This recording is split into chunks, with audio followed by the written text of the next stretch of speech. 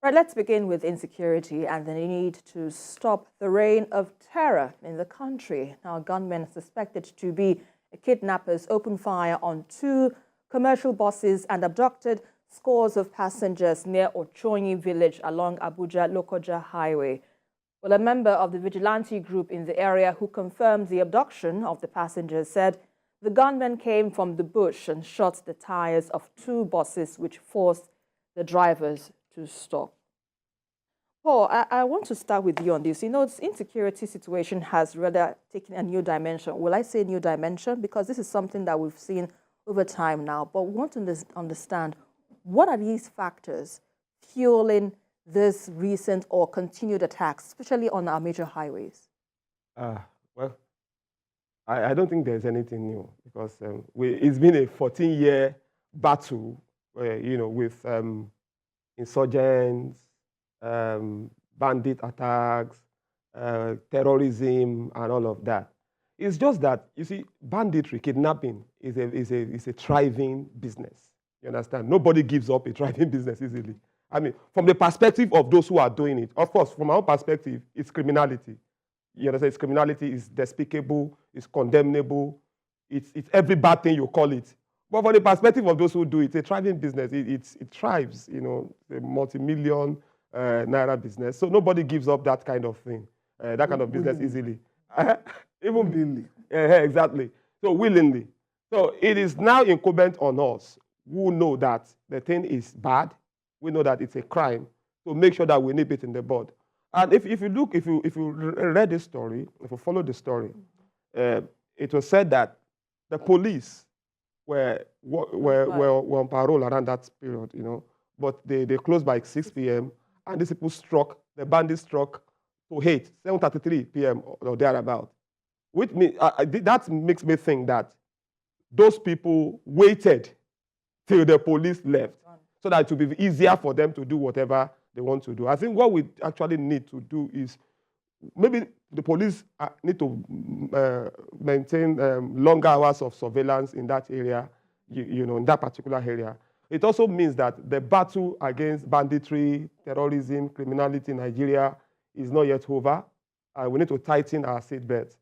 We keep changing service chiefs, changing security heads, but we are not really getting to the root of the matter. So what we need to do is to fight it, and fight it to a standstill. And fighting it to the standstill, what would you suggest, to nip this in the bud? Yeah, one of the things that I'll suggest is the gathering of intelligence. If you also follow the story, the vigilantes, the guy that escaped, met vigilantes who come the area looking for the bandits. Many times, look, the people living in the localities are aware. They even know these people. That's the truth of the matter. They know these people. We've heard that bandits or terrorists even bribe these people, give them money, give them welfare packages. They bought their loyalty. So they put out keep quiet, even when they know that things are going to happen. So the security agencies, the authorities need to even befriend the people in the local areas who can give information before those things happen, even if those things are happening anonymously. What we need to do, it's more important for us to prevent these things before they happen than, now reacting. Most times what we do is we react. You understand?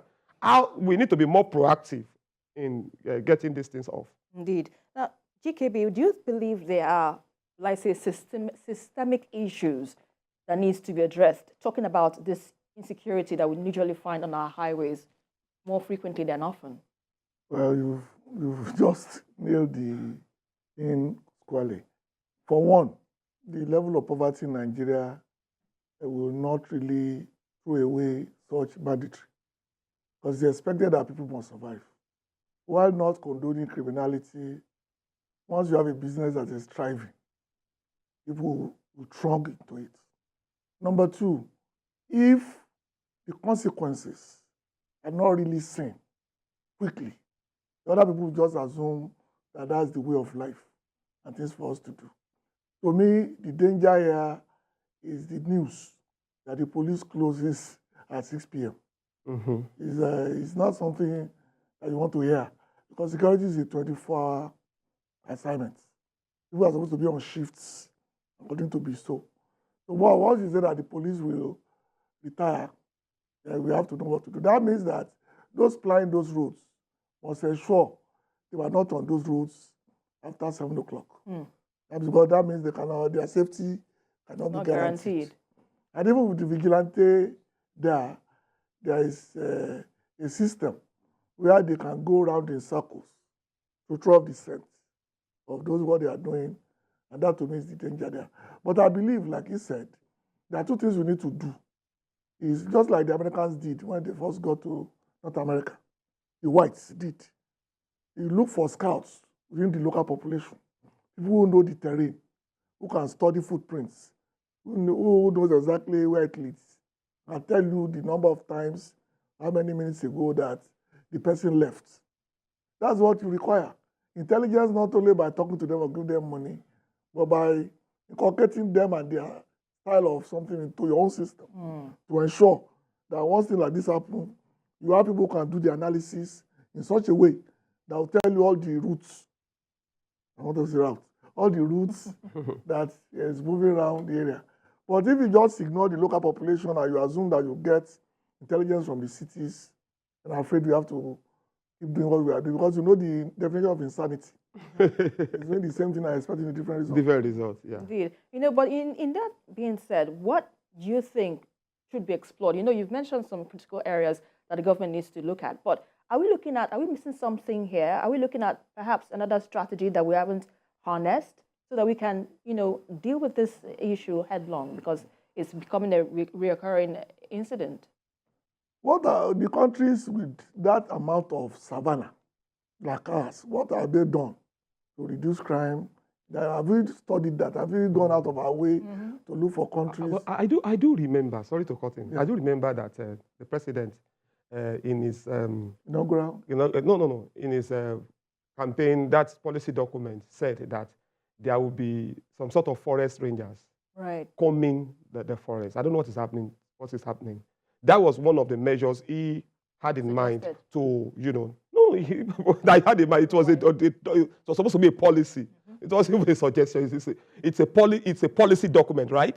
So forest rangers, I think that's the name they call it, who will be combing the forest 24/7, looking out for suspicious activities. I wonder what is happening to that. If I understand forest rangers, they're particularly concerned about the wild and those who go into the forest to plunder, illegally. But again, no. If you don't call them forest rangers, call them savannah rangers. It doesn't matter. Whatever you want to call them. As far as they get the job is key. It's not about semantics. It's about the function. I'm really concerned because of the white spaces. I know that this road very well. I know the Abuja Lokoja road extremely well.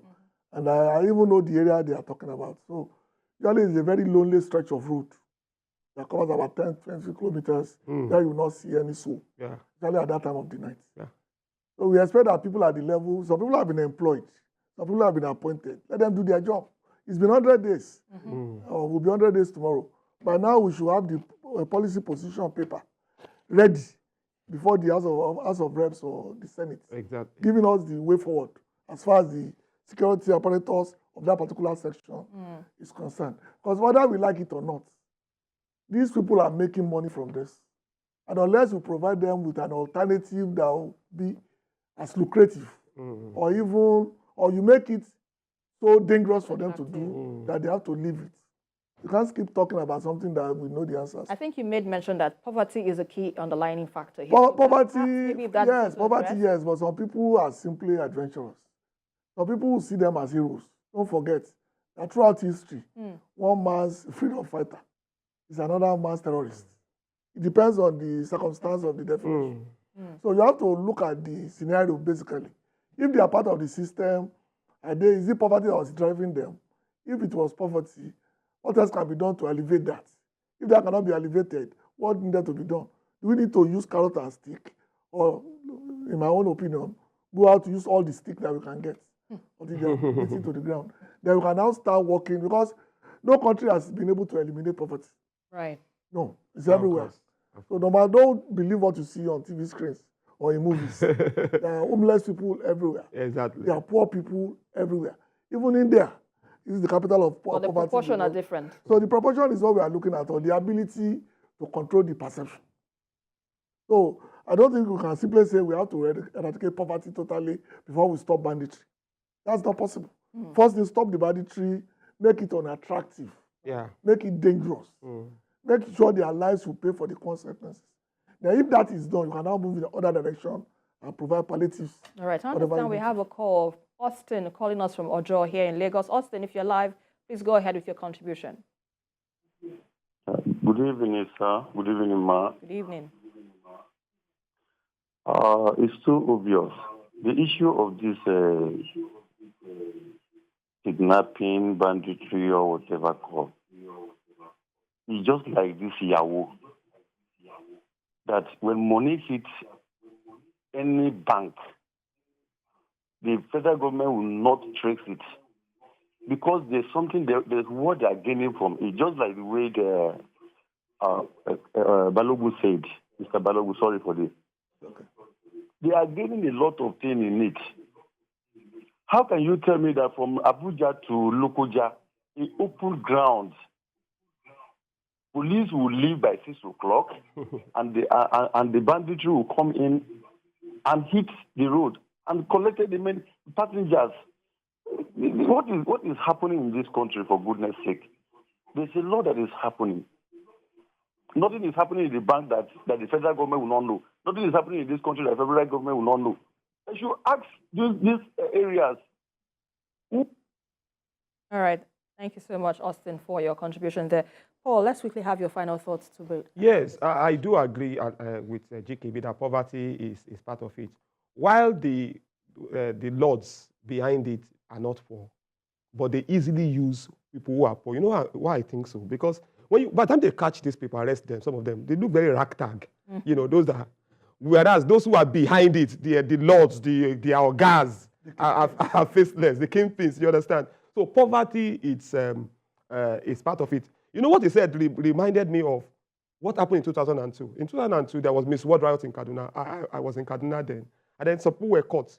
So they asked them, the people that were caught, what did they give you? They were saying it's like 200 naira.